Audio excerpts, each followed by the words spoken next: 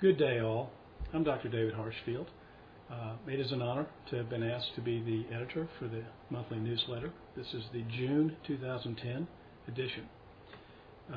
What we'll do, I'd like to review the contents of the newsletter and then invite you to go and read specifically each of the contributions that have been made this month. The President's newsletter, Dr. Carl Osborne, presents a piece on discogenic low back pain. Dr. Paul Tortland puts in a contribution pertaining to exercise, diet, and weight loss. And we have a guest column this week. Peter Greenlaw and Dr. Dennis Harper have a discussion about why diets are failing us. I'd also like to introduce a new feature, Case of the Month, where I will put in an unknown case and invite the members to write in, blog in, if you will, your ideas on the diagnosis, but almost more importantly than that, the therapy.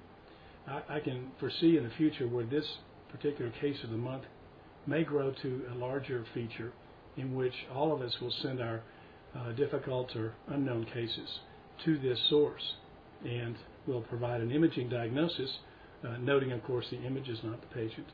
And once we have established an imaging diagnosis, put that out to the membership for their suggestions and recommendations on how best to treat each of these patients. To review Dr. Osborne's contribution, the discogenic low back pain, Dr. Osborne points out that he allows his patients to have more than one problem, and therefore the best treatment will not be successful unless it's directed at the correct tissues. He points out that discograms may be totally benign, but on the other hand, performing discograms, placing a needle through the disc, may actually incite some damage to that disc. So diagnostic studies are best performed when they're non-invasive, but when you have to perform discograms, there are times that those will need to be done, but not in every patient.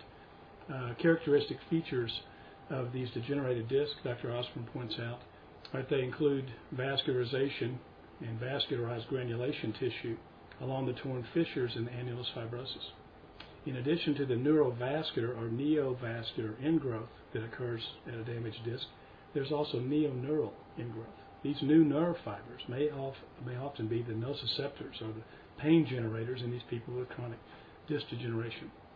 Also, Dr. Osborne points out that one of our longtime AAOM board members, Dr. Bjorn Eck, is involved in an ongoing research project for injecting painful disc with various solutions to release the pain. He notes that there's a randomized placebo-controlled trial of intradiscal methylene blue injection for the treatment of chronic discogenic low back pain, in which the patients that were treated with the methylene blue had almost 90% response rate compared to the placebo group that received saline only. The next column was Dr. Paul Tortland talks about exercise, diet, and weight loss, pointing out a lot of the misconceptions we may have about our diet and exercise and their roles in our body physiology.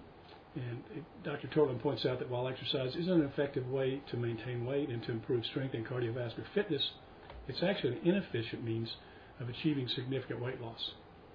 He further points out that the body stores approximately 3 days' worth of carbohydrates in the muscle and liver, and in order to burn fat, to lose mass and body size, you have to burn through all of the stored carbohydrates. It would require running almost 20 miles and burning certain numbers of specific calories, which he discusses in the article. In the next newsletter, Dr. Tortland will review the role of the pancreas and insulin in weight control and how diets affect insulin secretion and carbohydrate and fat metabolism. And then the third guest column this month is from Peter Greenlaw and Dr. Dennis Harper, entitled Why Diets Are Failing Us. And in that interesting review, the comments are made that the first reason diets don't work is that we're living in a polluted world.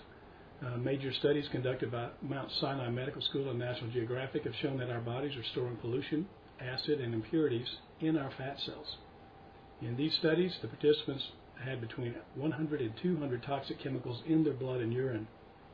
And in another study performed in conjunction with the American Red Cross in an environmental working group, they obtained cord blood from newborn babies. Almost every baby tested had an average of 287 toxic chemicals, including mercury, iodine, Scotchgard, Teflon, and gasoline byproducts. Every single baby. So the concept is that the toxins in our environment are sabotaging our diet and health. Even the Endocrine Society, the largest organization of experts devoted to research on hormones and the clinical practice of endocrinology, recently reported that the rise in the incidence of obesity exactly matches the rise in the use and distribution of industrial chemicals that may be playing a role in a generation of obesity. Obesogens, they are called, are thought to act by hijacking the regulatory systems that regulate body control.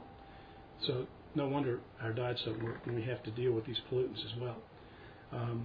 With that, I would invite you to go to each of these contributions this month, and if I can be of assistance either with the contents of the June newsletter, or if you have cases that you would like to have analyzed imaging-wise, I would be more than happy to provide that radiologic diagnostics service for you. With that, I've also included this month a special segment from a recent webinar that we gave that reviews the fact that cerebrospinal fluid imbalance may be contributing to a number of diseases that are currently being treated as individual disease processes. And you'll be able to have a webinar enabled review of that.